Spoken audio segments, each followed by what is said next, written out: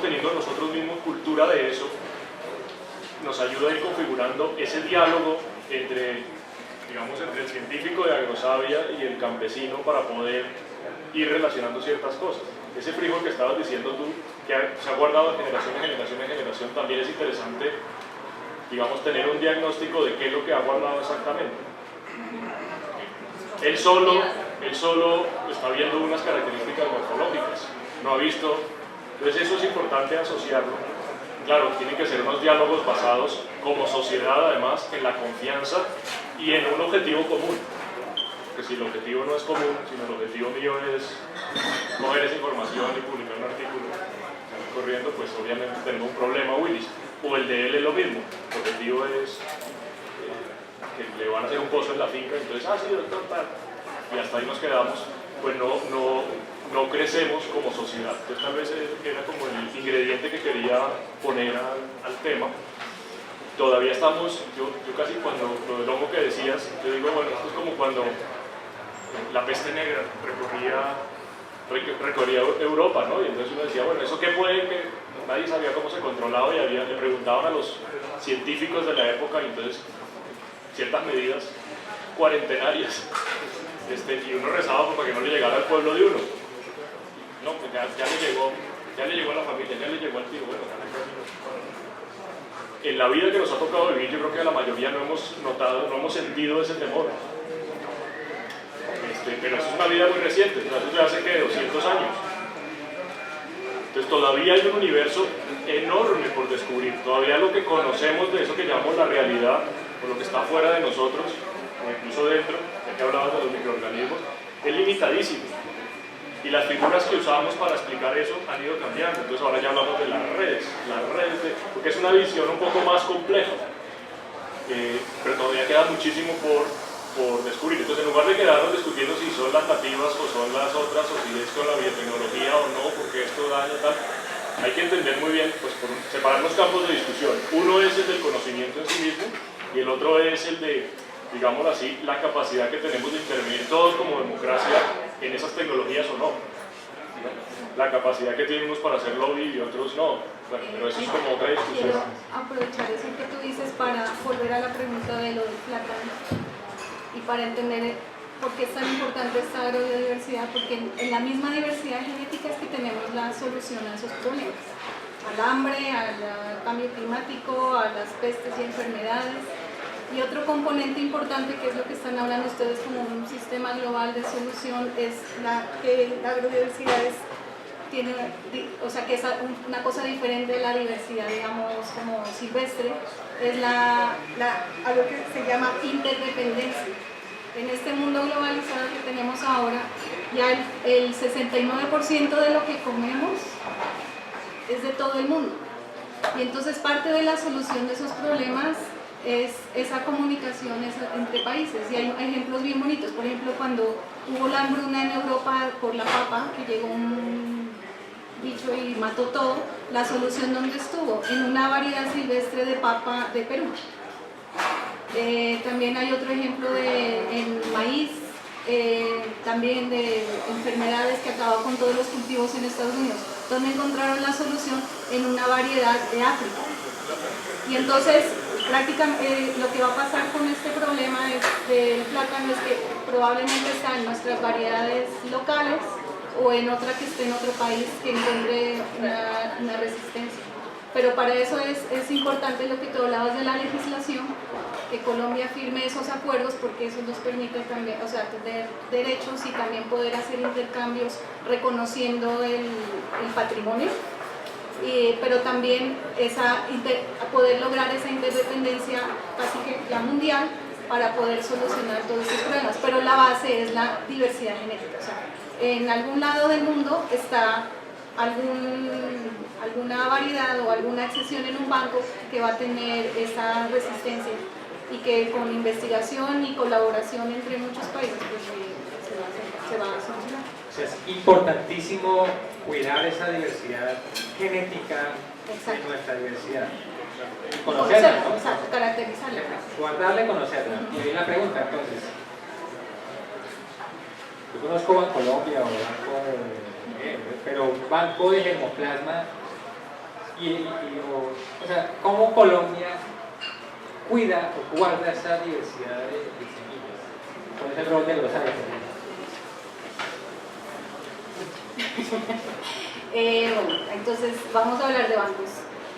Los bancos de germoplasma son, imagínense como un lugar, un depósito de esa diversidad genética. Entonces lo llamamos germoplasma, como tú mencionaste, porque es genérico para hablar de semillas, pero en algunas especies no se puede guardar semillas. Las semillas se guardan en una bodega a -20 y se espera que eso perdure por años, pero hay otras especies que esas semillas no resisten. Entonces también tenemos que tener bancos vivos, sembrados, cultivos, o también hay otra forma como es con in vitro, por ejemplo. Entonces los bancos, pues imagínense, es como un sitio donde una despensa donde uno guarda toda esa diversidad y puede ser de diferentes tipos. Entonces, ¿cómo se guarda? Sí, ¿cómo es? En un sistema hay que conectar esos bancos con esos campesinos en los lugares, con esos saberes, con ese conocimiento científico, y hacer todas esas conexiones no es fácil. Digamos que hoy día la conexión que tenemos es como cuando recién empezaba Internet, que es la conexión apenas estamos en esas, yo creo, es decir, ya hay algo de conexión, ya que veníamos hablando, pero todavía hay que mejorar muchísimo todos esos canales de comunicación para ser eficaces. Y la interdependencia que decía Manuel, hay un tema ahí que es absolutamente clave hoy día, y es que estamos interconectados por el clima. Entonces estamos en una crisis climática que yo creo que no somos conscientes de ella todavía, todos. No es tanto el cambio climático, sino que el cambio climático deriva en una crisis.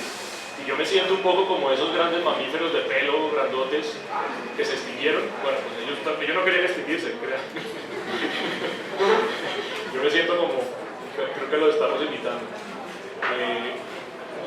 Y la solución está en que solamente todos interconectados podremos salir de este acertijo, de esta crisis climática. Entonces el cambio está siendo mucho más acelerado de lo que nos imaginábamos.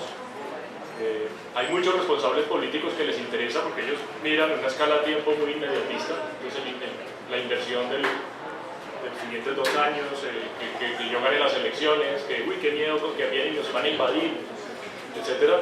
Pero lo que no estamos viendo es que en 10 años, ya se sabe, en 15 años, en 50 años, hoy día ya estamos teniendo unos temas gravísimos de desplazamiento, que es una palabra que en Colombia la conocemos bien, pero en este caso desplazamiento climático. Y entonces, claro, toda esta agrobiodiversidad, todo este cuidado, todo este cuidar las semillas y todo eso, si le sumamos esos desplazamientos, fíjense para dónde vamos. Entonces la interconexión es la que tú estás hablando, hoy día ese es el tema 1A, y uno debería pensar que en cualquier discurso político debería ser lo primero. A partir de ahí ya lo podemos entender, pero primero háblame de lo importante, esto es lo importante y lo más urgente, y a partir de ahí ya háblame de lo más accesorio. Es clave porque si no se gestiona bien el contexto que estamos viviendo, pues nos va a pasar lo que le pasó a estos grandes bichos peludos que no lo supieron gestionar bien, entonces se quedaron cada vez restringidos y desaparecieron. Yo quisiera llamar un poco la atención sobre una condición particular que tiene Colombia, y es el atraso en el que estamos respecto al resto de Latinoamérica en general, y en particular en los países incluso vecinos como Ecuador, por ejemplo, donde tienen la ley de agrobiodiversidad, una ley solamente para proteger este componente, todas esas semillas locales, los agricultores que las conservan, sus prácticas, cobijando todos esos derechos del agricultor. Y es un vecino. De toda Latinoamérica, solamente México y Colombia no han ratificado el Tratado Internacional sobre los Recursos Fitogenéticos, que es el Tratado Internacional para conservar la agrobiodiversidad. Solamente México y Colombia. Y México está bastante avanzado y nosotros aquí todavía está firmado, pero no lo ha ratificado. El Congreso tiene que ratificar.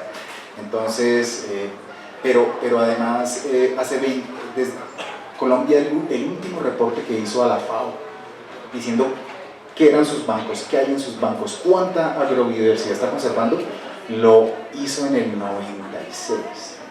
Y ya han pasado, pues no sé, más de 23 años y el último reporte que se generó mundial, donde Colombia no puso su informe, no dijo qué era lo que tenía, y lo hizo FAO a nivel del mundo, pero no está la información de Colombia, fue hace 9 años, y no pusimos nada. Es decir, yo quiero llamar la atención que no tenemos idea ahora mismo qué hay en las universidades, qué hay Agrosavia tiene su información, pero realmente no es fácil acceder, es una crítica que quisiera hacer a los compañeros de Agrosavia. No hay información fácil de acceder a que hay en conservación in situ.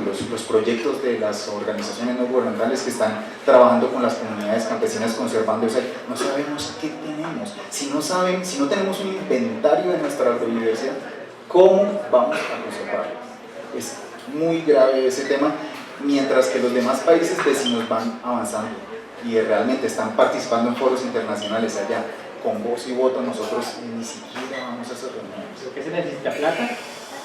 Voluntad. Que también creo que se necesitan recursos, pero recursos para eso que dice Mauricio, para que las comunidades que están trabajando, que están allá en los bosques, que conocen cómo la semillita vainilla se produce de una orquídea y entonces los indígenas van y saben que la tienen que polinizar a mano. Ese tipo de cosas que están haciendo comunidades indígenas, campesinas, tenemos que apoyar eso. El Estado tiene que salir de la ciudad, tiene que saber que hay zonas en donde no se llega sino por río y que el transporte es carísimo, pero que allá la gente está trabajando en cosas muy valiosas. Entonces, así como los bancos de germoplasma son muy valiosos, tienen que tener esa otra contraparte, lo decía Juan Carlos, esa parte donde está viva la biodiversidad, en esa dinámica con las comunidades y con una cosa muy clave, Carlos, que yo creo que a veces hablamos de biodiversidad como ese accidente geográfico y somos entonces ese país que tiene montañas, ríos, sí, pero hay una relación clave con las culturas, con los pueblos, los campesinos y las culturas indígenas que han vivido con esa biodiversidad, porque vamos a ver en qué estado está la biodiversidad de nuestras grandes ciudades. Por ejemplo, hemos acabado sabanas, valles bellísimos, pues ahí, ¿por qué? La cultura urbana pues no es como la más favorecedora de la biodiversidad, entonces están allá y esas son aportes de esas culturas. Yo quería contarles una anécdota de cuando hicimos, porque nos alegra que estamos con una cercanía ahora desde la Organización Nacional Indígena de Colombia con Agrosavia, en un proceso muy bonito de aprender juntos y ojalá de caminar un camino de construcción juntos. Pero entonces fue una delegación de compañeros indígenas de la UNI visitando el banco de germoplasma. Entonces, pues solo lo conocía, es bellísimo, es asombroso, o sea, pero yo vi a dos compañeras indígenas sentadas afuera en un lugar donde tienen unos plásticos que como que simulan la tierra, o sea que la raíz está en lo oscuro, bueno, es un laboratorio donde están las plantitas. Y las chicas entraron y salieron muy rápido y se sentaron así, y yo pensé, algo pasó. Y les pregunté, y dijeron, qué pesar de esas plantas no están felices, esas plantas están ahí. O sea, a mí me impactó mucho porque es la forma tan distinta de entender la naturaleza que tenemos los mestizos y los que tienen los compañeros indígenas. A ellos les impactó y les pareció lo más terrible ver esas plantas ahí como en un laboratorio. Bueno, todos los estamos aprendiendo de eso, pero para ellos fue devastador saber que la manipulación humana tenía esas plantas que tenían derecho a crecer, al sol. Entonces, y lo hablamos Juan Carlos ahora, dos formas distintas de entender el mundo, dos formas distintas de conocimiento. Un poco los indígenas son muy buenos en saber las relaciones entre todos, o sea, nosotros fragmentamos más la realidad. Eso es un tema que es dos formas de conocimiento. Eso que vieron eran cultivos hidropónicos y es un proceso que se hace antes de llevarlos a entonces para que sepan pero aprovecho para precisar aquí algo importante. Yo creo que tú estabas preguntando qué son los bancos, ¿no? Y entonces como que nos desviamos. Yo creo que aquí hay un concepto que hay que explicar, que es la conservación in situ y ex situ. porque son distintos. Entonces todo lo que tú estás hablando de la conservación de los indígenas y de los campesinos en sus sitios de origen, en eso se llama conservación in situ, o sea, en su hábitat natural. Y también son las reservas naturales, los parques nacionales, todo eso se considera como conservación in situ. En el caso de los bancos se llama ex situ, es decir, fuera del hábitat, porque son otras condiciones que se tienen que generar para conservar todo eso a largo plazo. La idea última de un banco es que en el caso de una hambruna, de una enfermedad, de una catástrofe, uno de ese banco pueda reponer esa diversidad genética que se perdió de alguna manera. Entonces por eso hay que conservar o ya sea semillas o partes de las plantas, que eso es lo que en general llamamos endoplasma, que en algún momento uno pueda regenerar, o sea que uno pueda producir, de ahí salga una planta. Entonces esa es una precisión que creo que es importante hacer. Ahora que ambas cosas estén conectadas, ese es el problema, porque es lo que estaba hablando Juan Carlos, que somos como entidades que, o sea, ustedes están trabajando en la parte in situ, nosotros ex situ, ya hay unos acercamientos y sí hay voluntad, pero también se necesita recursos, y los recursos vienen pues de una voluntad política.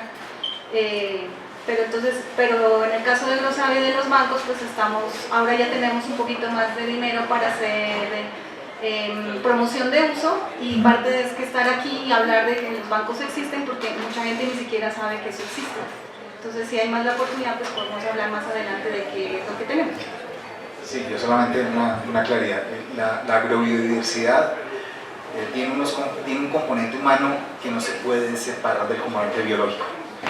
Mientras tú, por ejemplo, para conservar la biodiversidad, con no dejar entrar al hombre a esa área, ya lo estás haciendo y lo haces relativamente bien. En cambio, con la agrobiodiversidad es que el hombre no lo puede sacar, tienes que conservar al hombre, conservar el hábitat y entonces conservas la semilla, ¿sí?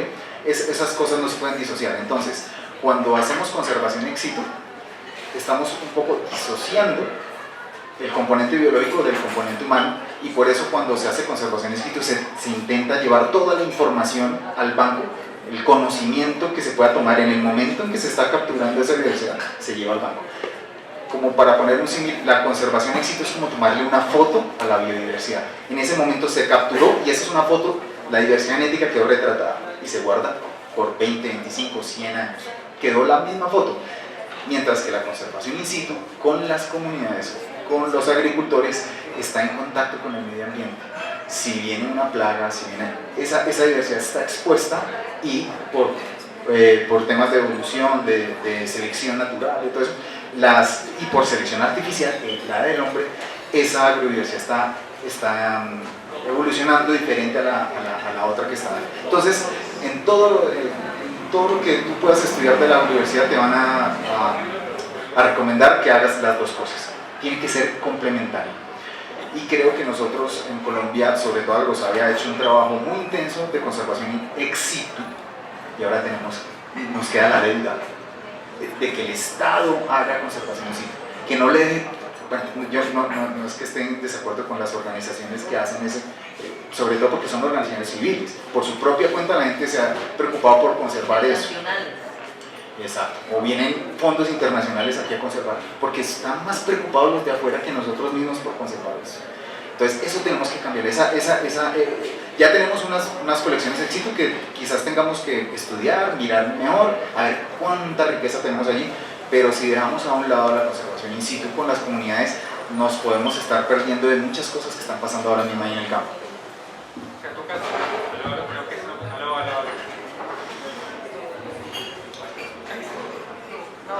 ¿No? Bueno, o sea que toca conservar ambas.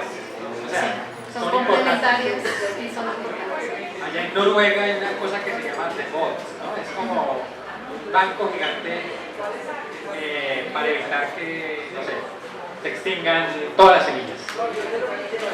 Eso solamente sería ex situ.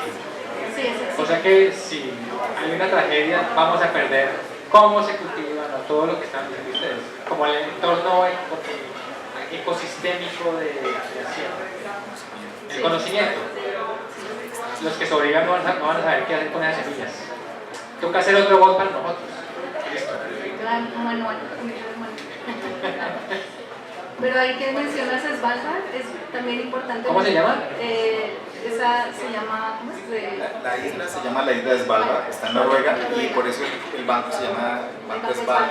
Y es mundial, pero ahí están todos los países que han firmado el tratado de... O sea que no está Colombia. No, eso es lo O que sea te que iba a ese maíz decir. acá, Hasta que este maíz no está allá. hasta que Colombia no firme el tratado de... ¿Cómo se llama? De recursos fitogenéticos, no tenemos cómo poner ahí el acceso allá. Caray.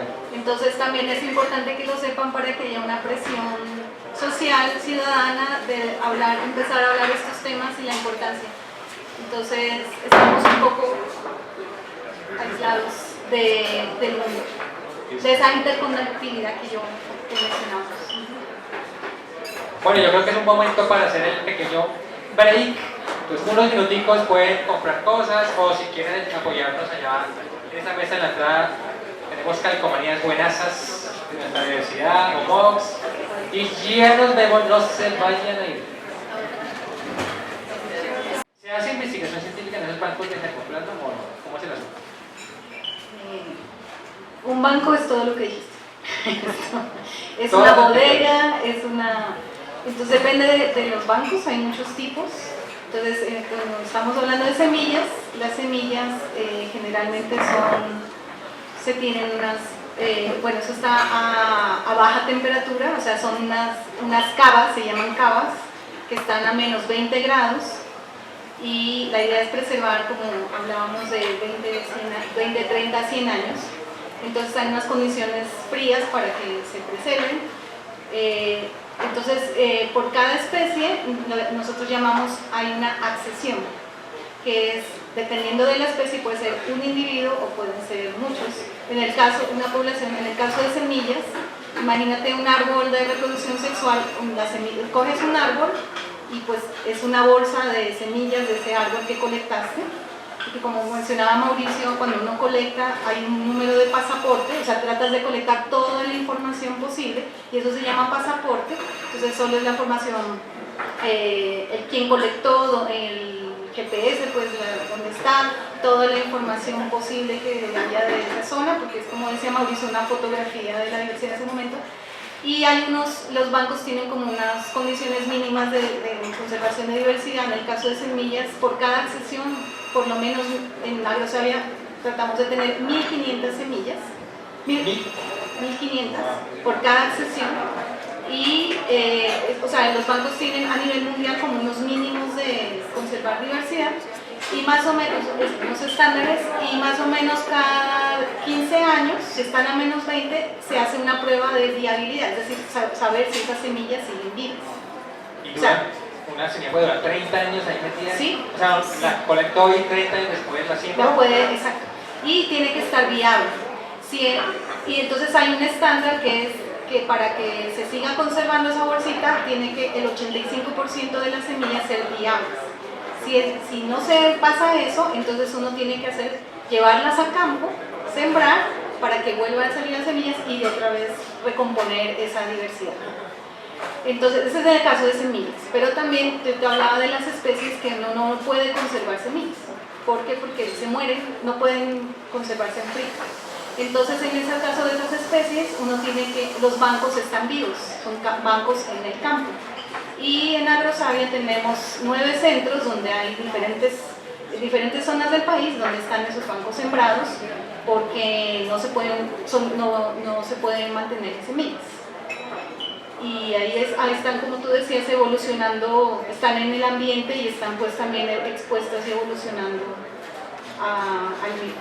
haciéndose selección. Pero me imagino que también tienen metadatos, por ejemplo. Yo no sé si mi ignorancia estaba con ranas.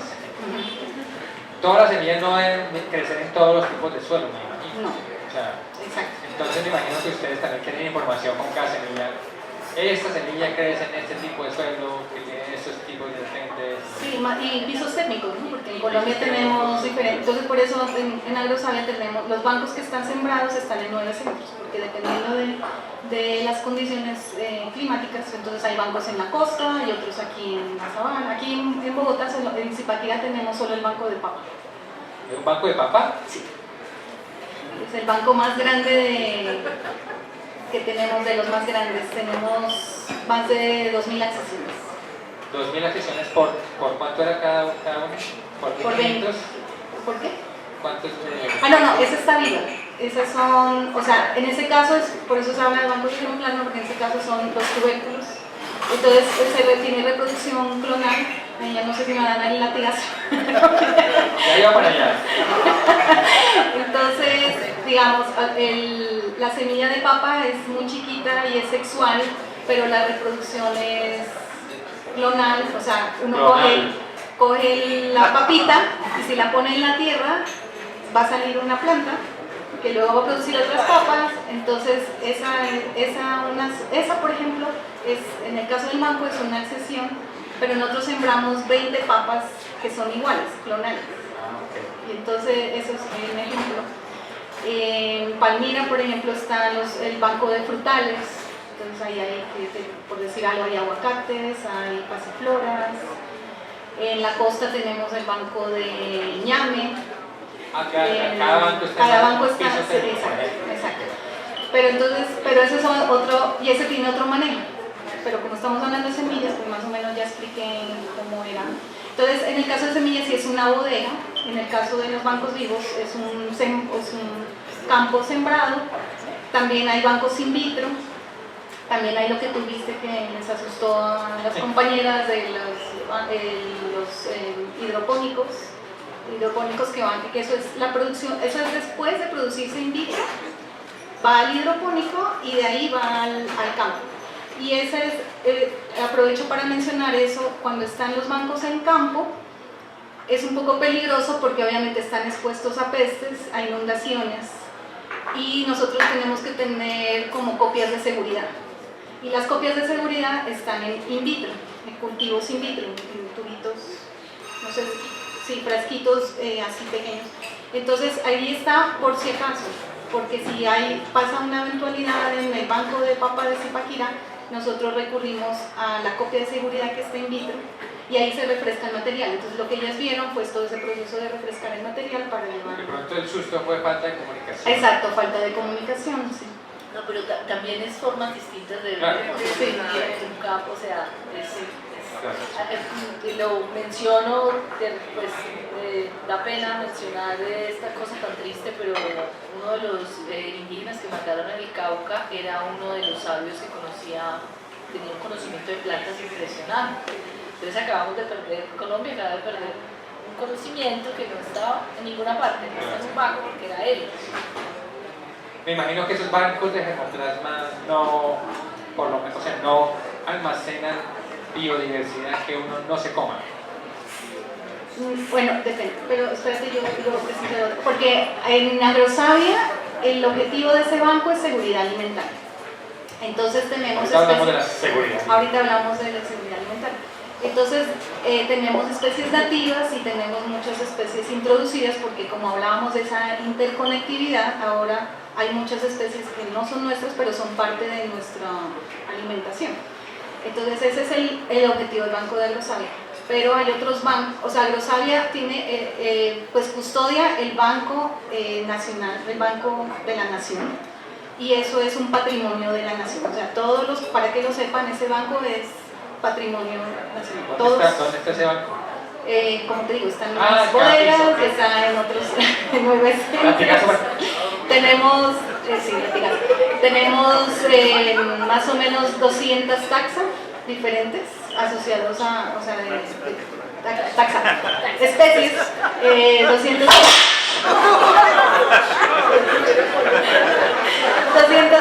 especies cultivables y más de 35.000 accesiones. Es el banco más grande, pero en el país hay otros bancos y ahí se da la palabra para que hable de los otros bancos que hay en el país. Sí, pues Agrosavia tiene las colecciones más contiosas de agrobiodiversidad, de recursos genéticos para alimentación y agricultura, pero también los centros de investigación, los CENIs, por ejemplo, para el café tenemos CENICAFE, Centro Nacional de Investigación del Café. Ellos tienen un banco de germoplasma de café y es tan estratégico, pues nosotros no somos centro de origen de café. Y aquí que estamos hablando de café, es muy interesante hablar del café. Nosotros no somos centro de origen del café. Todo el café, la diversidad, digamos, de la que dependemos para producir nuestro café, no es de aquí, es de Etiopía. Nosotros dependemos de Etiopía para tomarnos un café, porque allá está la diversidad genética original.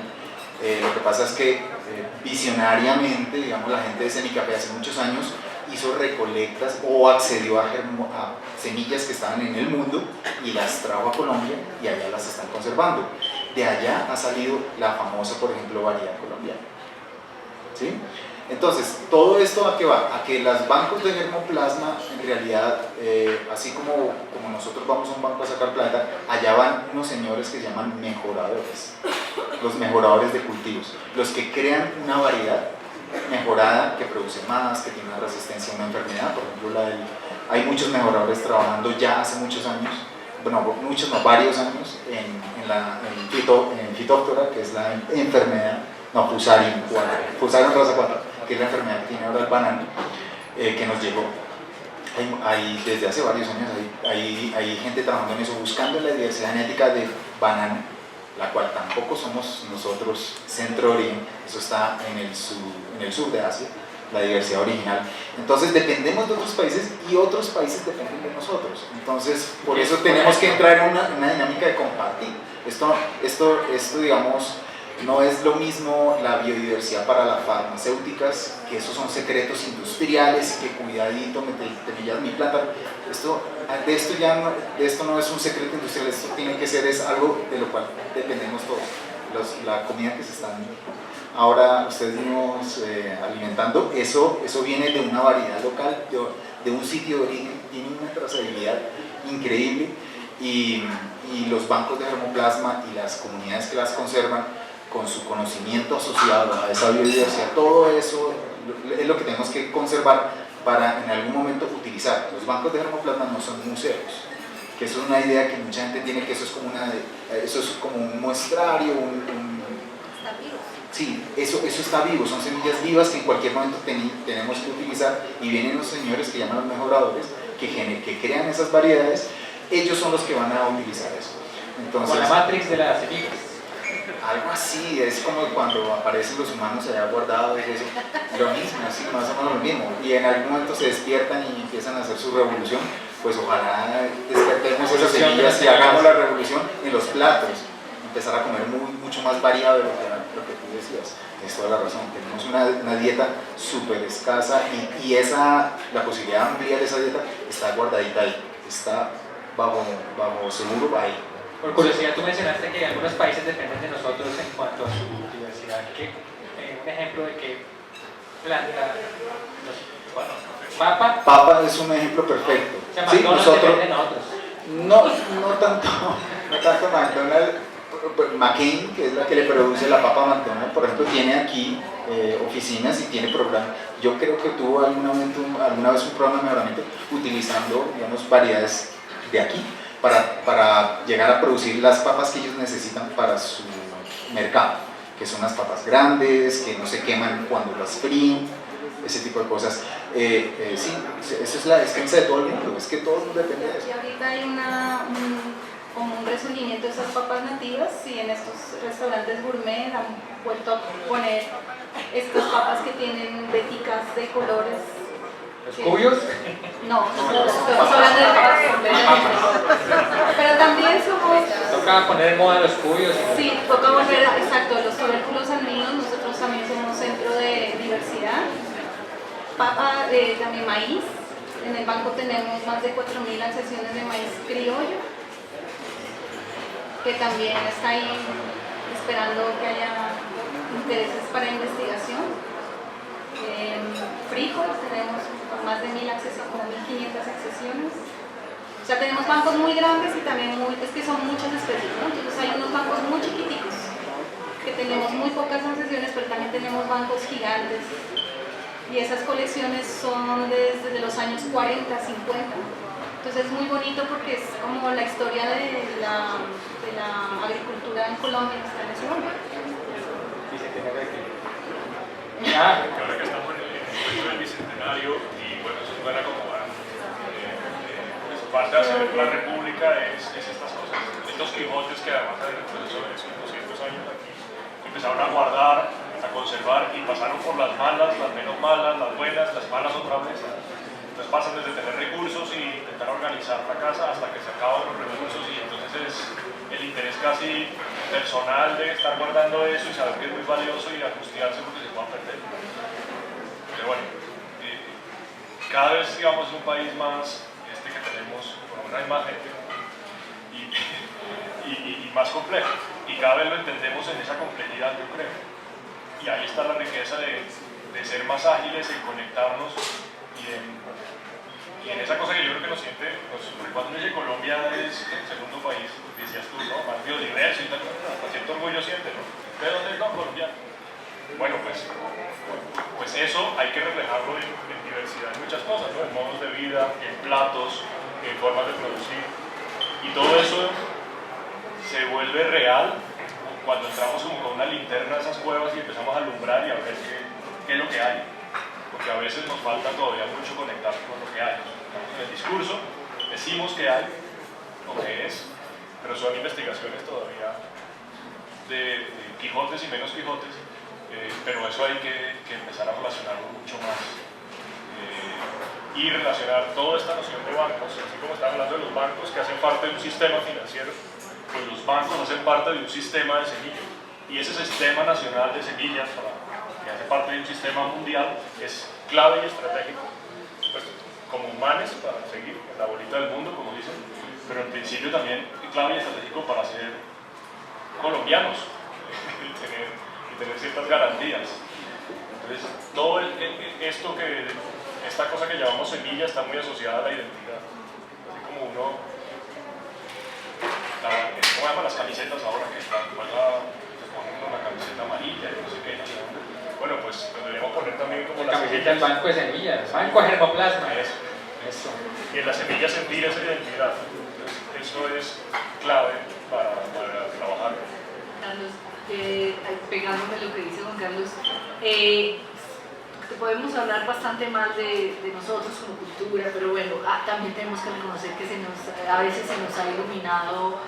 Y en lo de diversidad, hubo un momento fue la Constitución del 91 que se nos iluminó como la cosa social y dijimos que éramos un país muy diverso, pluricultural, y reconocimos una diversidad también jurídica, de modos, digamos, de apropiar los territorios y que esas formas distintas de apropiar los territorios también podían proteger la biodiversidad. Entonces, la ley 70 hizo que los territorios, o sea, reconoció que en el Chocó, la gente que vive ahí, porque saben ustedes que pues, son la esclavitud y ellos huyeron y se apropiaron de esa selva, pero lo bonito fue que logramos reconocer una diversidad jurídica.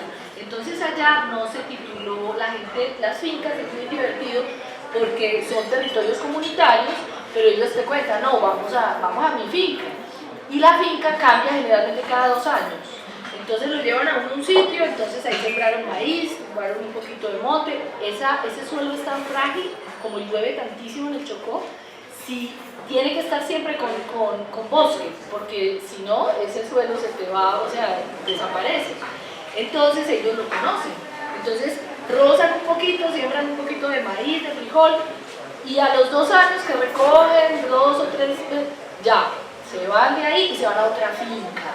Pero no hay una cerca, o sea, todos saben dónde es un pedacito de finca y hay unas fincas que son colectivas y que siembran para todos y para los niños, que eso también es muy bello. Allá nace un niño y no se queda con hambre, o sea, entonces la diversidad jurídica también es importante para conservar la biodiversidad. Por eso integral.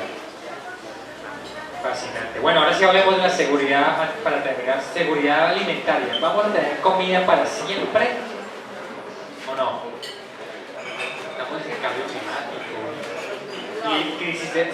Nosotros tuvimos un café ciencia sobre el agua que en Colombia y un poco pesimista en la cosa, porque pues, Colombia es un país rico en recursos hídricos, pero como que tampoco es la cosa tan segura. Entonces, ¿ustedes qué opinan? ¿Tenemos o no tenemos? ¿Se está haciendo algo? ¿No se está haciendo algo? ¿Se está improvisando? Bueno, seguridad alimentaria, primero expliquemos qué es seguridad alimentaria. Si lo hablamos a nivel del país, es que el país sea capaz de proveerle a su población el suficiente alimento, ¿sí? Y tiene que ser un alimento de calidad, o sea, es una buena nutrición. Si el país es capaz de hacerlo, bien. Ahora, cuando tenemos un problema, por ejemplo, estos días el dólar está altísimo y está todo el mundo alarmado porque nosotros dependemos un montón de importaciones de alimentos. Eso, depender tanto de otros países para la cuestión básica de alimentación, eso es romper la seguridad alimentaria. Como país, somos un país que no tenemos seguridad alimentaria. Entonces, ¿por qué? Porque nuestra agricultura está básicamente dirigida a productos de exportación, que además los terceros países que los compran pueden prescindir de ellos cuando quieran, porque ¿quién necesita flores para vivir? O yo puedo dejar de tomar café algún día también y no me muero.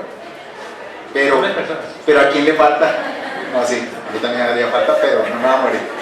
Pero ¿quién puede vivir sin trigo, sin maíz, sin arroz? Y esas son las cosas, nosotros dependemos totalmente del trigo. Nosotros no producimos un trigo, o sea, cualquier pan que ustedes se coman, el que se están comiendo ahora, viene un trigo importado.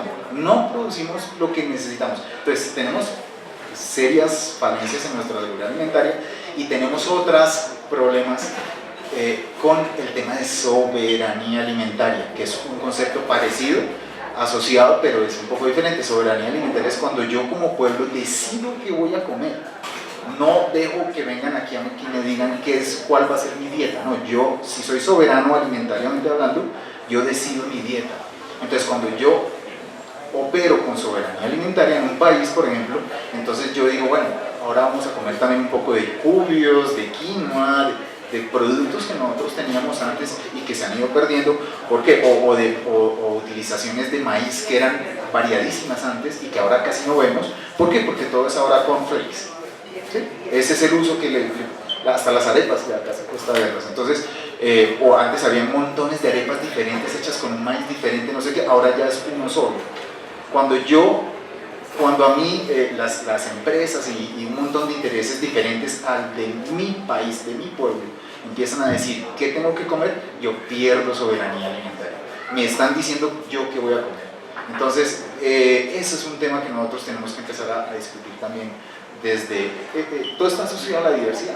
Si yo no tengo biodiversidad o agrobiodiversidad, yo no puedo ser un país ni con seguridad alimentaria ni con soberanía alimentaria. Afortunadamente la tenemos. Tenemos buena agrobiodiversidad todavía in situ y en ex situ. Tenemos bastante. ¿Por qué no somos entonces seguros y soberanos alimentariamente? Es una pregunta para la persona. Decir algo para que no quede como que para provocar, quiero decir, temas como sociedad hay que mejorar mucho nuestros niveles de confianza. Yo creo que, por ejemplo, cuando va un ciclista, uno ya se siente confiado de que van a ganar, más a veces demasiado. Nosotros aquí decimos mucho esto, pero creo que hay falta de confianza para generar, porque no es las empresas malas y el comunitarismo es bueno, podría ser una tentación siguiendo el hilo discursivo, sino el tema es, necesitamos ampliar, así como hablaban ahora, la Revolución Verde simplificó el ejercicio. Necesitamos que el ejercicio sea muchísimo más amplio y diverso. Entonces, hay muchísimos tipos de empresas. Hay muchísimos estudiantes saliendo, pudiendo hacer empresas para generar semillas a partir de cubios y ir enriqueciendo. Arepas ahí, podíamos como consumidores exigir que fueran arepas de harinas de diferentes tipos de maíz, etc. O sea, el problema no es en sí mismo ni el mercado como un concepto, ni la empresa como un concepto, sino es no creernos en poder desarrollar muchísimos más mercados y simplemente estar capturados por ahí, ahora sí, intereses de unos cuantos, muy puerta giratoria, o sea, el que decide hoy día está aquí y mañana está allá, es una empresa, o dos, muy poderosas, etc. Y entonces captura es lo que se llama el Estado patrimonial, o sea, el Estado le sirve para sus intereses y no para los de la mayoría de la sociedad. Entonces el problema no es así, insisto, necesitamos muchísimas más empresas y necesitamos muchísimos más mercados, mercados locales, mercados regionales, mercados nacionales, mercados de importación, de exportación, porque a veces nos hemos quedado en un discurso como muy de soberanía y esto también muy como autárquico. Listo, pues aquí nosotros podremos ser y no sé qué, y eso no tiene sentido cuando el mundo, pues primero además hoy día, lo cito otra vez, la crisis climática nos está hermanando a todos y nos va a hermanar muchísimo más temprano o más pronto que tarde. Entonces creo que el asunto es de que como sociedad necesitamos creernos más, no hablar tanto de hacer empresas sino hacerlo, no hablar tanto de que haya políticos sino participar en la política, no solamente desde la cosa electoral, sino desde los espacios de decisión más chiquiticos que tenemos, o como eso que estás haciendo tú y que estamos haciendo aquí nosotros, que es digamos, y que están haciendo ustedes también, porque creo que cuando uno dice algo que le suena y que deja ideas allí rondando, pues ustedes van a buscar más y bueno, y al final vamos a tener como sociedad unas discusiones más ricas y en ese sentido vamos a confiar más en nosotros. Y yo añadiría eso también, plata para investigación pública en esto, porque volviendo a los bancos que están ahí, están conservados, mientras no se investigue sobre ellos o no se sepa qué diversidad hay, no hacemos nada. O sea, es un valor tiene un valor de conservación, sí, está ahí. Pero es como si uno fuera a un supermercado y no tuviera nada así, con etiquetas. O sea, que estuviera ciego. Entonces, para poder saber qué es valioso de ahí, qué es importante, qué puede ser para los mejoradores, si no hay investigación, si no sabemos qué diversidad hay, caracterizarla, pues no hacemos la mitad del trabajo. Entonces también es importante exigir, o sea, como sociedad, pues más investigación pública en eso, porque es nuestro patrimonio, volviendo, los bancos son nuestro patrimonio, pero si no sabemos qué tenemos ahí adentro. Yo quisiera poner, digamos, algunos puntos que no son tan agradables, porque estoy de acuerdo y creo que podemos hacerlo juntos y creo que podemos hacerlo mejor. Y creo que definitivamente esa conexión, esas partes distintas hablando, inclusive las empresas, incluyendo definitivamente la empresa privada, es la vía. Pero también digamos que tampoco esto es una luna de miel y tenemos que reconocer que hay cosas muy difíciles. Entonces, simplemente dos cositas para que nos vuelvas a invitar, Carlos, y sigamos hablando del tema, porque si no lo vamos a agotar hoy. Pero una es el ejemplo, digamos, el esfuerzo que se hizo desde una plataforma que se llama la Alianza por la Salud Alimentaria, que se preocupa, digamos, ahí somos un poco de gente, unos son agricultores, otros, pero también hay gente que investiga sobre la alimentación. Yo ahí me desayuné una cantidad de cosas, pues no digo llena de tintas, de distintos colores, pero me desayuné que hay cosas que están en el comercio que realmente son bastante malas para la salud. Yo, por ejemplo, a mi hijo le di por alimentar toda la vida pensando pues que era la suerte, y resulta que eso tiene una vaina que es un acelerador endocrino, una cosa brutal. Entonces, se presentó esas investigaciones y se hizo un esfuerzo, digamos, y se presentó un proyecto de ley, dos proyectos de ley, uno para a generar ese conocimiento sobre el azúcar. Recuerdan, tal vez vieron el comercial del azúcar con las cucharitas, ¿no? Que se sacó el comercial, fue censurado por fortuna, la Corte Constitucional retomó el tema y ¿sabe por qué nos censuraron? Que era competencia desleal contra Postobón, estábamos haciendo competencia aquí. Entonces la Corte revisó el caso y dijo, no, qué pena, estos señores están haciendo un comercial que no está vendiendo nada, sino que está dando una información que debe conocer el público. Por eso la Corte regañó a la superintendencia y se volvió ya no teníamos plata por pasar el comercial, pero bueno, ahí eso se pasó después con otra ayuda. Pero lo que les digo es que cuando se presentó ese proyecto y después uno de la publicidad, regular la publicidad para alimentos de niños, porque es impresionante como el elefante sale del cereal divino, pero es cierto que el cereal, todos los jugos de frutas tienen la cantidad de azúcar y la leche materna, que eso me pareció escandaloso, tiene azúcar y los niños los volvemos adictos desde chiquitos con la leche materna. Porque pasó de moda, puedes darle cero, pero entonces ya estamos volviendo a esos caminos naturales porque las leches maternas están llenas de azúcar. Entonces, les cuento que ese proyecto de ley no duró lo que una torta en la puerta de una escuela. Cuando se presentó, los lobistas entraban y salían, y a nosotros nos cuesta un trabajo entrar, porque nos toca pues que nos registre un senador, pero yo no sé de dónde, pero esos entraban y allá se sentaban los lobistas de la industria, estoy hablando de la industria de alimentos ultraprocesados. Tienen, o sea, financian campañas políticas, tienen senadores que les están. Entonces, o sea, y eso es una cosa que le cuesta en salud pública una cifra astronómica al país. O sea, todos estamos pagando las diabetes, las hipertensiones, que se deben a que la gente toma la gaseosita pues todo el día. Entonces, no son temas fáciles, o sea, hay aquí, y hay lo que decías tú, un estado que está bastante cortado, que no es, los técnicos estaban de acuerdo, la gente del Ministerio de Salud estaba muy de acuerdo, pero aún así eso no pudo pasar en el Congreso. Y la segunda cosa, que es un tema que pronto que bueno volverlo a conversar, es una tensión que tiene muchos caminos y muchas cosas por discutir entre la propiedad intelectual y la biodiversidad y el acceso, digamos, a recursos genéticos y a conocimientos tradicionales sobre la biodiversidad. ¿Por qué? Porque, digamos, el Convenio de Diversidad Biológica, que es un convenio internacional en el cual hoy Colombia, a pesar de que es de la tierra, en donde por primera vez todos los países dijeron, oiga, creo que tenemos que pensar en una relación distinta entre ambiente y desarrollo, hay que pensarlo distinto. Entonces de ahí salió ese reconocimiento de la importancia de la biodiversidad. Pero resulta, y Colombia hizo parte de los países que impulsó ese convenio. Y lo impulsó porque resulta que Estados Unidos, pongo el ejemplo de Estados Unidos porque es el que más patenta, digamos, nosotros aquí, usted ve las cifras hay un tratado que se llama de cooperación en materia de patentes, y de todas las solicitudes de patentes nacionales, ¿no? ¿Saben qué porcentaje es de colombianos? El 1%. El 99% es de extranjeros. Entonces, nosotros no tenemos los avances científicos, no tenemos el avance de biotecnología, no tenemos la estructura de patentes. Entonces, cuidemos lo que tenemos, que es la biodiversidad. Porque, digamos, la pugna tiene, como les digo, muchas, no vamos pues a resolverlo ahora, pero básicamente es un monopolio, digamos, una apropiación para empresas privadas de ese conocimiento y de esa gran riqueza genética que está en la biodiversidad.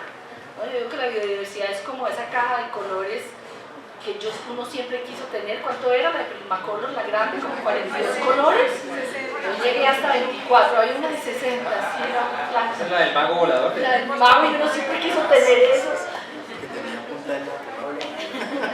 Y esa es la biodiversidad, es esa caja de colores de 60 colores que todos los fitomejoradores quieren para hacer su bello dibujo que va a ser de ellos nomás. Entonces ahí hay una cosa que tendremos que pensarla y hablarla más porque tenemos que buscar soluciones. Yo no estoy contra la propiedad intelectual, es una tradición de 200 años, o sea, Colombia nunca va a ponerse a desconocer los tratados internacionales, ni creo que sea lo deseable, pero sí hay que pensarlo. O sea, es un tema complejo, pero el primer paso será comunicar esa información. Con eso la ciudadanía tiene bases para apropiarse, incluso presionar a sus dirigentes para que sí. Y tener ideas, innovar, discutir, pueden haber muchas vías para... Pronto algún día uno entra al éxito y ve en las estanterías, no sé, diversidad local, no puro cornflakes, Choco Crispies, pone Malta. Bueno. No, que por eso es bueno pensar en, y hoy día se piensa así, sistemas agroalimentarios. O sea, no puedo pensar solo en, digamos, en la agricultura allí, desconectada del supermercado aquí, o del plato allí. Entonces, tengo que pensar en todo ese ejercicio. Que es muy, y claro, y eso está en un contexto además también silvestre, pues cada vez digamos menos silvestre, pero digamos en donde hay que pelar por por esa heterogeneidad, por esa diversidad. Es que la palabra hoy día creo que ha salido mucho lo de diversidad y versus homogeneidad. Pero administrarla pues es muy difícil. Y un matiz, investigación pública es interesante porque es ese juego de intereses. O sea, a veces en las discusiones se necesita, cuando se dice pública, no es que sea estatal directamente, puede haber muchas otras formas, pero lo que dice es que vela por un interés público de la mayoría. Está bien, hay otras investigaciones privadas también. Cuando estamos discutiendo, claro, si no hay, digamos, si no hay dos que han investigado algo para poder discutir con intereses distintos, para poder discutir sobre ese tema a profundidad, pues nos quedamos como discutiendo uno que sabe de qué va el tema y el otro con una venta. Por eso es tan importante la investigación pública y diría uno, sobre todo y particularmente en sistemas agroalimentarios, porque está de la mano de lo que decías ahora, bueno, como pueblo que vamos a comer mañana. Bueno, ya entonces se nos está acabando el tiempo, vamos a entrar a la trivia para que ustedes se puedan ganar unos premios.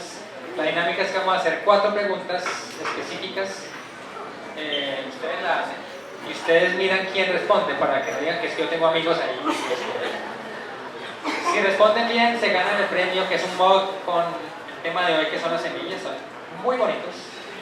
Y si no contestan bien, entonces toca que otra persona levante la mano y así sucesivamente. Nadie puede ganarse 2 mods. Entonces, si tienen alguna pregunta, se les ocurre, me dicen. Yo voy a empezar la primera, ¿vale? Tiene que ser respuesta única, ¿no? A ver, primera pregunta.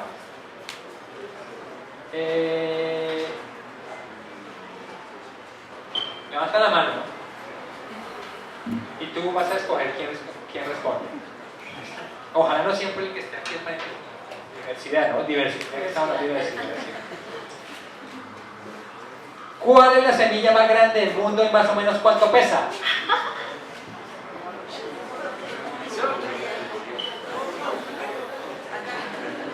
El coco.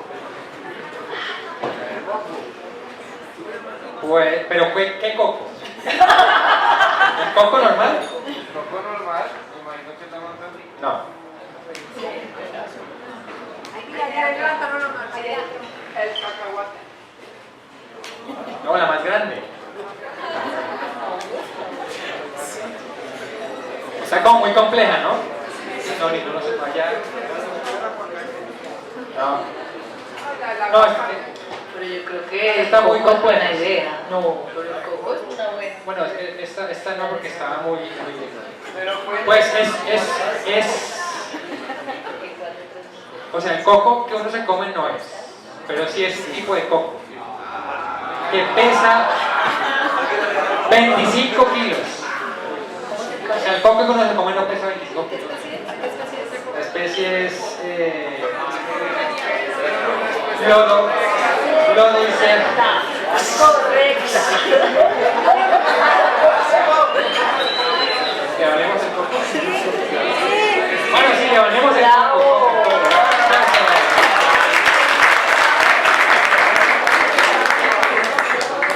Bueno, Ivania va a hacer la siguiente pregunta. Ivania elige, ¿no? ¿Quién contesta? ¿Cuál es la diferencia entre conservación in situ y ex situ? conservación in situ es la que se desarrolla, digamos, en el propio lugar donde tiene desarrollo las especies. O sea, en un bosque, en un parque nacional. Y ex situ es ya lo que se hace en un curso criadero o en un zoológico, que es fuera de su área natural de desarrollo. ¿Y en plantas? En plantas pues sería lo que se hace en un jardín botánico o en algunos viveros o lugares de producción vegetal. ¡Un aplauso!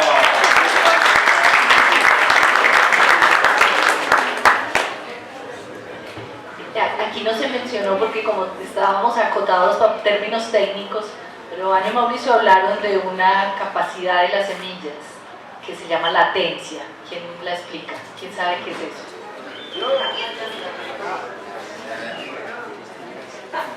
¿A quién le damos? Tú escoges. Por allá. Hola, nena. Está viendo de acá. La atención es una capacidad de la semilla de no germinar, sino que hasta que encuentre las condiciones puede germinar. Maravilloso.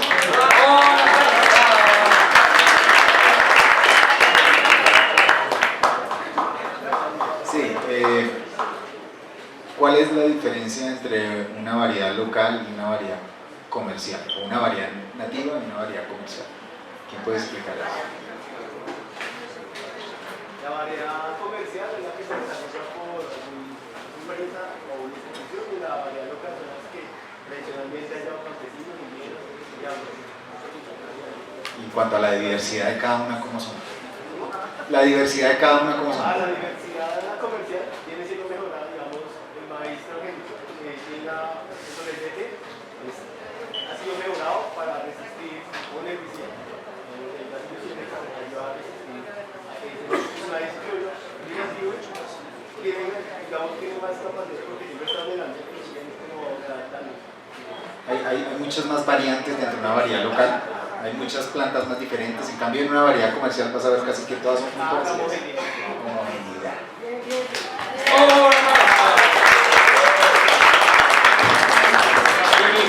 Jimmy, ¿cuántas van? ¿Ya? Bueno, si ahora tenemos las preguntas.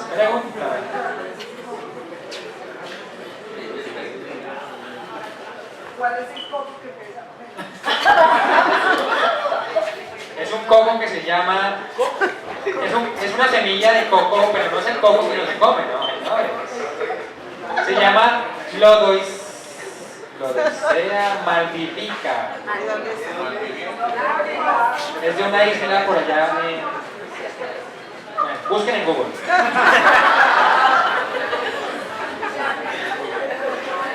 Pero es gigante, o sea, no... ¿Cuál es la semilla más grande que tenemos? ¿La semilla colombiana más grande cuál será? No, en el banco. Ah, ¿en el banco? Hay colección de coco en Colombia. Sí, mira, colección de Si vieran, pues la de cocos. Sí, coco Ah, seguro.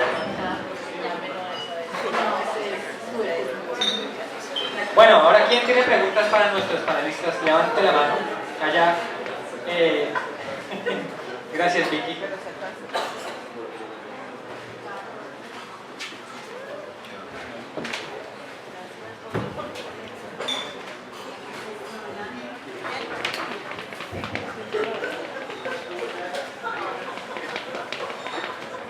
Ustedes hablaron de que se están haciendo estudios de modificaciones a semillas, modificación genética.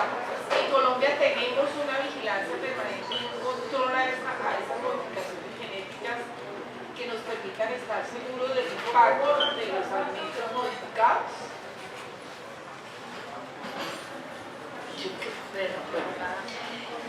Gracias por esa pregunta. Es un poco problemática, pero la voy a tratar de contestar rápido. Hay los organismos genéticamente modificados. Aquí se está haciendo ahora, de pronto me complementa Mauricio, entiendo que hay, Palmira, un trabajo sobre, ahí creo que hay dos, sobre transformación genética. Es importante saber que lo que ella está preguntando, si entiendo bien, es organismos genéticamente modificados, no la modificación tradicional, digamos, el mejoramiento genético tradicional, que es los cruces. La transformación, la transgénesis es un asunto incluso por definición jurídica, pero pues viene de la biotecnología moderna, que es el laboratorio introducir, cortar la cadena de ADN de una especie y meterle, romper incluso con virus el ADN y introducir la información genética de otro organismo en ese ADN. Quiere decir que esos son cruces, y esa es la definición en la ley, que no se dan de manera natural, o sea, en la naturaleza nunca cruzaría una cosa con otra, ¿no? Entonces, no sé, pueden hacerse la ficción que ustedes se puedan imaginar.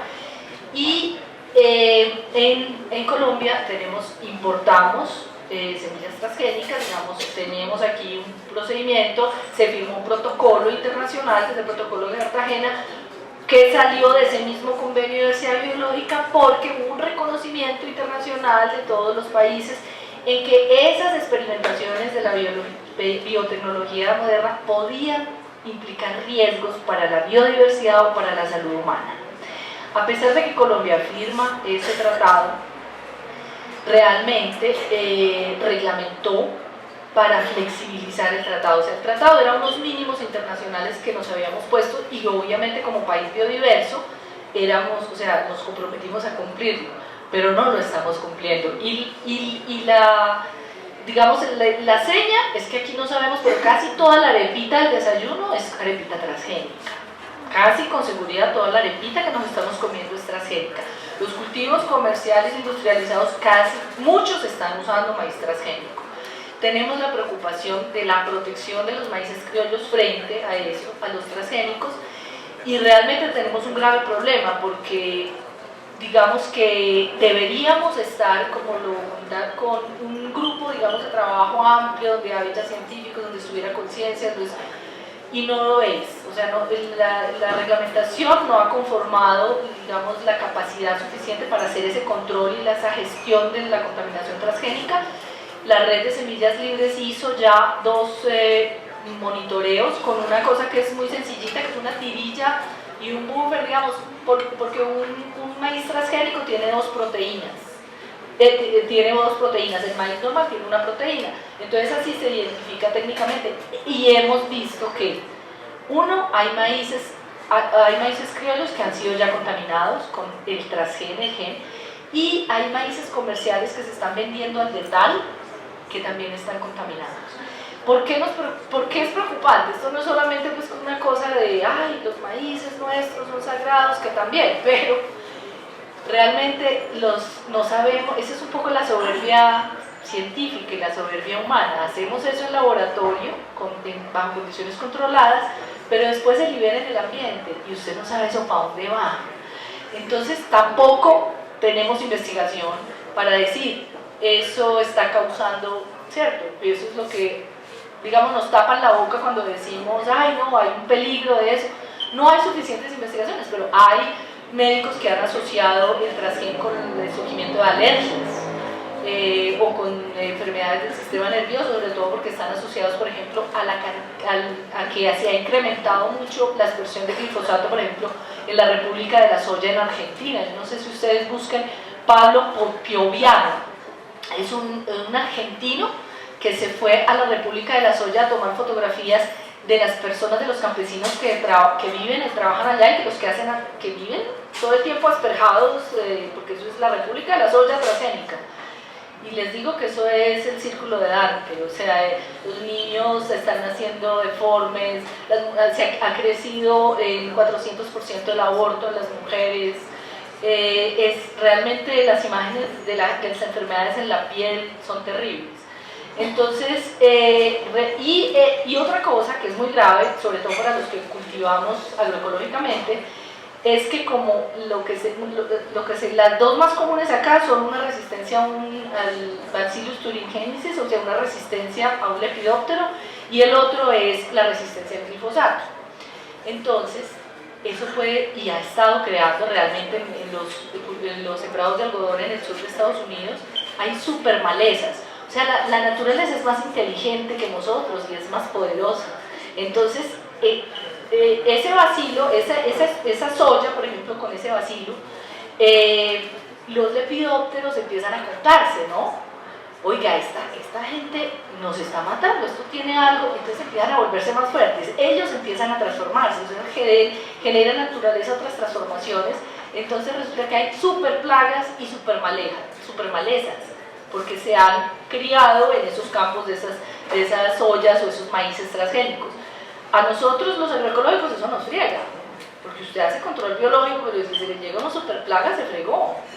Entonces no estamos haciendo control de riesgo, es una cosa que nos tiene bastante preocupados. Qué bueno, gracias por la pregunta, porque creemos que es un riesgo que por lo menos, porque somos uno de los países biodiversos, debíamos tener un poco más de preocupación frente a eso. Pienso que puede haber controles, y si nos sentamos científicos, campesinos, ciudadanía, empresas, podríamos decirle, ahí están los transgénicos, hagamos unos controles, monitoreemos qué riesgos, pero no lo estamos haciendo. Tenemos que investigar. Mi respuesta ante eso es que tenemos que investigar el impacto. En la parte de alimentación yo no me quiero meter porque realmente, pues, científicamente no está probado que los transgénicos causen problemas en la salud. Hasta ahora ningún artículo ha tenido, científico, digamos, ha tenido ese soporte, pero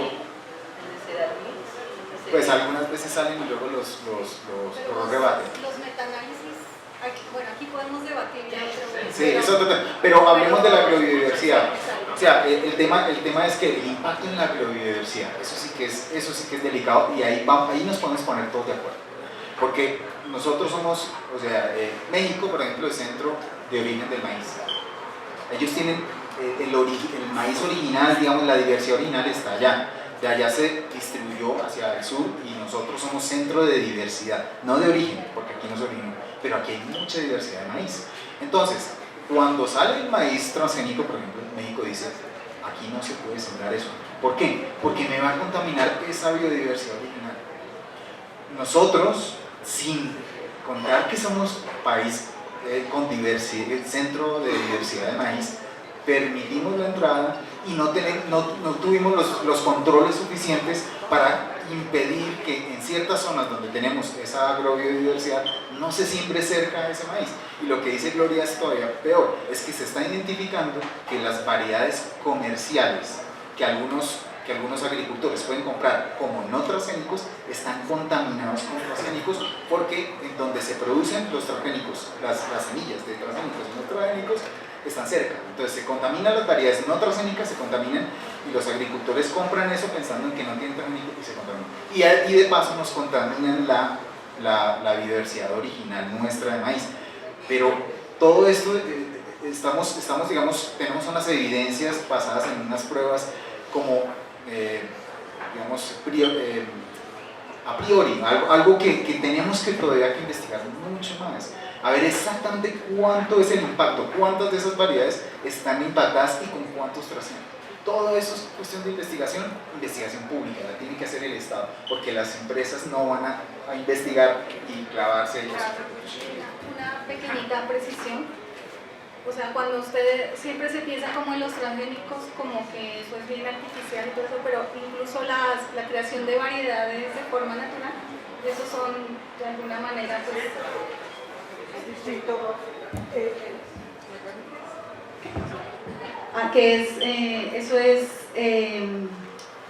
Son transgénicos también, porque nosotros artificialmente hacemos selección artificial y cruzamos variedades. Y eso es una forma de... No se rompe la de... O sea, eso no sé, esos cruces... Sí, o sea, ahora biotecnológicamente lo hacemos de otra manera, pero el efecto es el mismo, es la creación de nueva variedad que antes no existía. Entonces ahí podemos hacer otro panel de discusión, eso es bien polémico, pero yo creo que es importante también precisar esa parte, que la agricultura tradicional no está haciendo nada diferente a eso. La diferencia es el efecto de los genes, o sea, cuando haces mejoramiento tradicional lo haces sobre cientos de genes sin control, en cambio cuando haces transgénesis o mejoramiento de ese tipo es exactamente el gen que te interesa mejorar. Pero yo termino con un ejemplo de la legislación que es muy gracioso, por no decir pues, y es el etiquetado. Entonces estábamos en un momento diciendo, bueno, hay que etiquetar, ¿no? Hay que etiquetar, que por lo menos uno compre, por ejemplo, en Bélgica, uno va a comprar la harina pan y dice, es derivado de transgénico, la harina pan de nosotros. Entonces aquí no, aquí usted no sabe que es transgénico. Entonces, mirando la norma de etiquetado, dice, el protocolo dijo, se debe etiquetar y se debe decir, puede contener transgénicos. La reglamentación, o sea, la que debería cumplir esa ley y decir, es así, es así, es así, dijo, solamente hay que etiquetar transgénicos en estos casos. Y el primero es cuando el transgénico no sea sustancialmente equivalente a su homólogo convencional. ¿Qué quiere decir eso? Eso quiere decir que si un maíz tiene cara de pescado, hay que etiquetarlo. Pero que si el maíz parece maíz, no. O sea, ese ejemplo de cómo es lo mismo, pero puede ser distinto. O sea, uno no identifica un maíz transgénico de un maíz convencional, es maíz. O sea, no serían empresarios potentes los que hagan un maíz que, por ejemplo, que es la otra condición del etiquetado, se tenga que cocinar bajo 300 metros. Eso no lo hace. ¿Por qué? Porque no es comercial. O sea, las variedades comerciales son lo que más se parezca al homólogo convencional. Entonces aquí si hay un maíz fosforescente, lo tenemos que etiquetar. Pero si es un maíz que parece maíz, resulta que en Colombia no se etiqueta.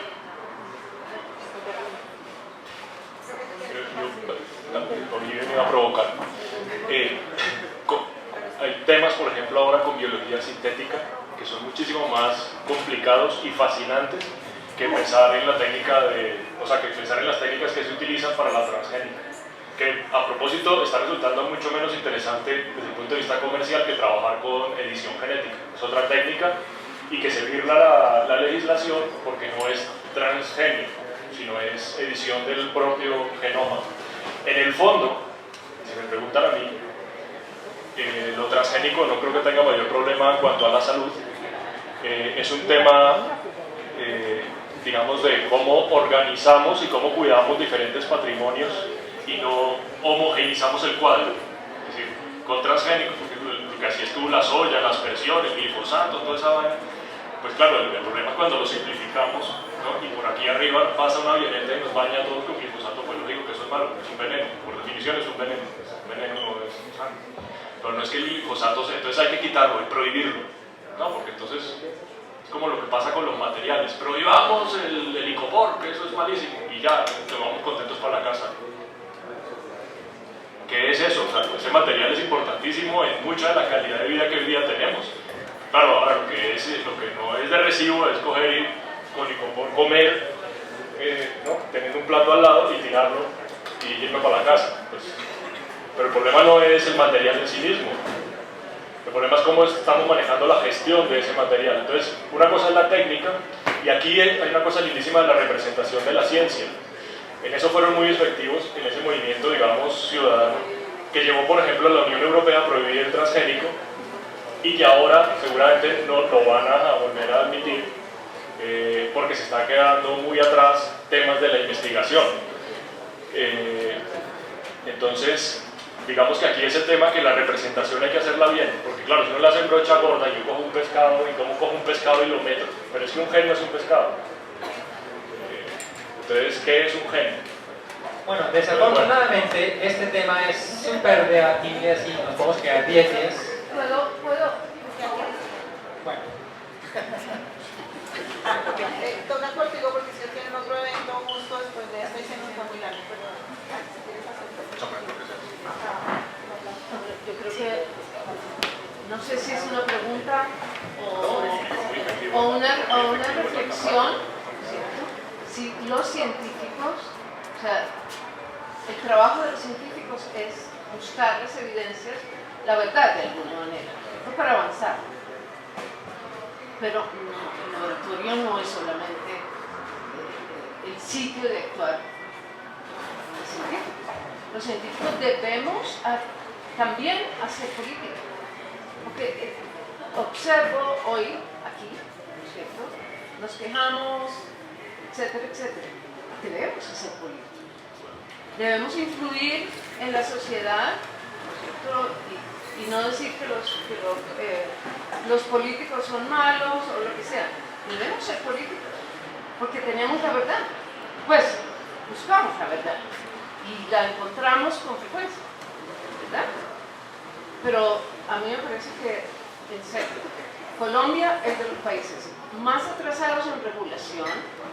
O sea, todo este tema de que no tenemos el origen, nos comemos las cosas sin saber de dónde, quién las produce, si es Anita o Pedro, en dónde, ¿no es cierto? Y eso no pasa nada. Pero los científicos debemos pararnos a decir, ¿verdad? Esto debe ser así, porque aquí está la prueba, ¿verdad? Eso yo creo que es una responsabilidad que tenemos que hacer. No tanto criticar, es actuar. La ciencia tiene que actuar.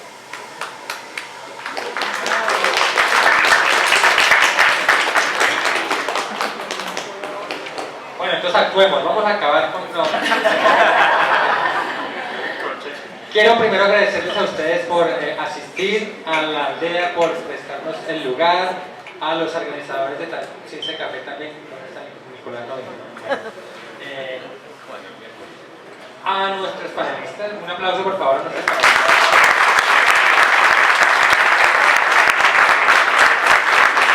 A Vicky también por grabar y no olviden que cada mes estamos aquí haciendo un evento. La próxima, dentro de un mes, va a ser sobre el comité de sabios. Vamos a tener aquí estos 4 sabios. A ver esa vaina para qué sirve, ¿no sirve o no sirve? Vamos a tenerlos aquí respondiendo preguntas.